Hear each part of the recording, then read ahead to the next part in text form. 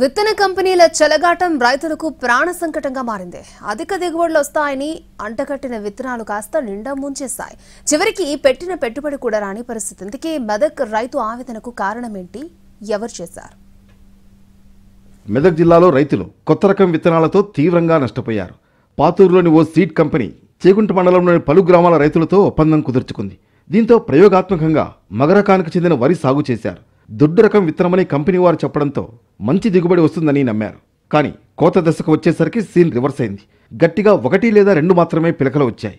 వరి గింజలు పాలు పోసుకుని గట్టిపడాల్సింది పోయి మెత్తగానే ఉండిపోయాయి. మరికొన్ని పొలాల్లో పైరు మాడిపోయింది. దిగుబడి మాట దేవుడెరుగు.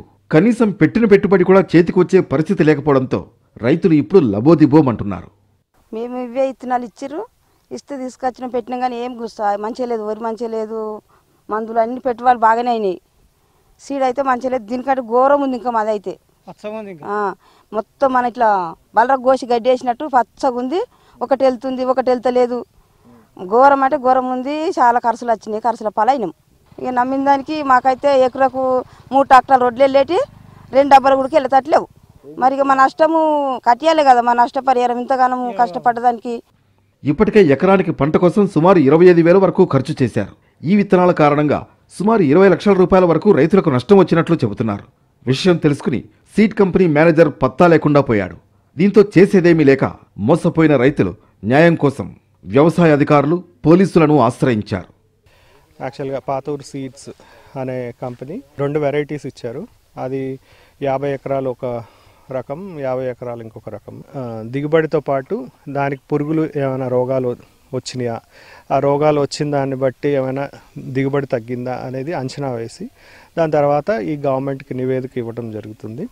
ఆ నివేదికను బట్టి ప్రతి నష్టపోయిన రైతుకి మేలు జరిగేలాగా చూస్తామని అంటే ఈ రుక్మాపూర్ గ్రామ రైతులకి చెప్పడం జరుగుతుంది. ఈ సమయంలో అందరూ కోతల కోసి ధాన్యం అమ్ముకుంటే సీడ్ కంపెనీ ఇచ్చిన వరి ఇప్పుడిప్పుడే పిలకలు వస్తున్నాయి. దీనివల్ల తమ సమయం వృధా అవడంతో పాటు శ్రమ పెరుగుతుందని అంటున్నారు. కొన్ని చోట్ల కంపెనీ చెప్పిన మందులు పిచికారీ చేస్తే అది కాస్త పంటని ఎండబెట్టేసింది. సో మనకి మెదక్ జిల్లా చేగుంట మండలం మనకి రుక్మాపూర్ విలేజ్లో కొంతమంది రైతులు ఈ యొక్క ప్రైవేటు విత్తనాన్ని తీసుకొని వేయడం జరిగింది ఈ ఖరీఫ్లో. సో ఆ యొక్క విత్తనం యొక్క ఎఫికసీ కానీ వాటి యొక్క ప్రోడక్ట్ కానీ అంతా చూడటానికి మేము కమిటీ మనకి యూనివర్సిటీ తరఫున వేయడం జరిగింది. సో అందులో భాగంగా మేము ఈరోజు వచ్చాము. సో వివిధ ప్రాంతాల్లో ఉన్నటువంటి వివిధ రైతుల్ని కూడా క్షుణ్ణంగా క్షేత్ర దశలోనే మనం అన్ని టెక్నికల్ పాయింట్స్ తీసుకొని తద్వారా మేము రిపోర్టు మళ్ళీ ఇవ్వటం జరుగుతుంది సార్. ఇలా కంపెనీ మాయమాటలు నమ్మి నిలువునా మోసపోయిన రైతులు ఏం చేయాలో పాలుపోని స్థితిలో పడ్డారు.